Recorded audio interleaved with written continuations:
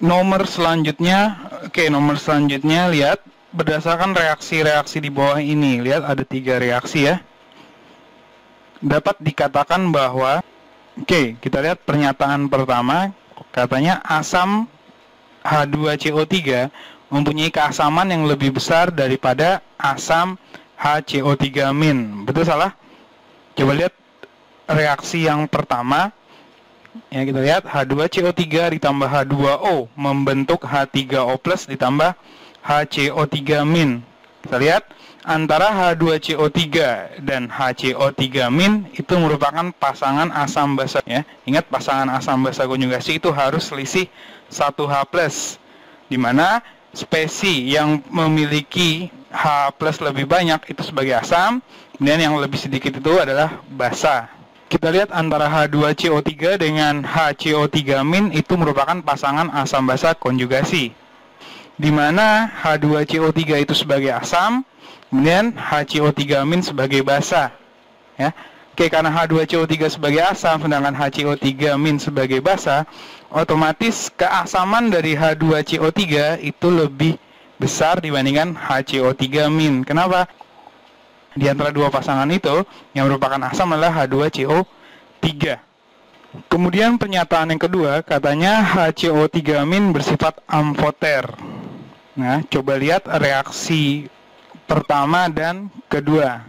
Lihat, pada reaksi pertama, antara H2CO3 dengan HCO3- itu kan merupakan pasangan asam basa konjugasi, di mana yang asam itu adalah H2CO3 dan HCO3- sebagai basa. Jadi pada reaksi pertama, HCO3- itu sebagai basa. Kemudian lihat reaksi yang kedua, ya, di mana reaksinya itu adalah HCO3- ditambah H2O menghasilkan H3O plus ditambah CO32-.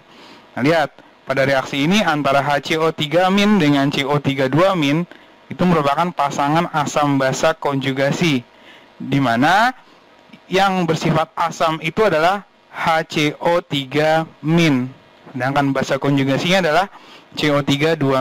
Lihat pada reaksi kedua, HCO3- itu bersifat sebagai asam, ya enggak? Nah, maka kesimpulan kita pada reaksi pertama, HCO3- bersifat sebagai basa, kemudian pada reaksi kedua, HCO3- bersifat asam. Ingat, senyawa-senyawa yang bisa bersifat sebagai asam maupun basa itu dinamakan dengan senyawa yang amfoter, ya. Karena reaksi pertama sebagai basa, kemudian reaksi kedua dia sebagai asam, maka HCO3 itu dikatakan sebagai senyawa yang amfoter.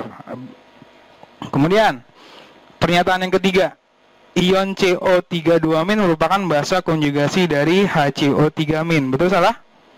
Betul ya, karena CO32- dengan HCO3- itu merupakan pasangan basa asam konjugasi, di mana CO32- itu sebagai basa, kemudian HCO3- sebagai asam.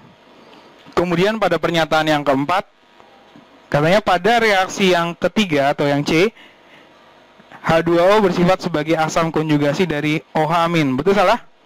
Kita lihat antara H2O dengan OH- itu merupakan pasangan asam basa konjugasi juga. Kenapa? Karena selisih 1H+, ya, di mana H2O sebagai asam konjugasinya, karena apa? Karena lebih banyak H-nya, kemudian OH- sebagai basa konjugasinya.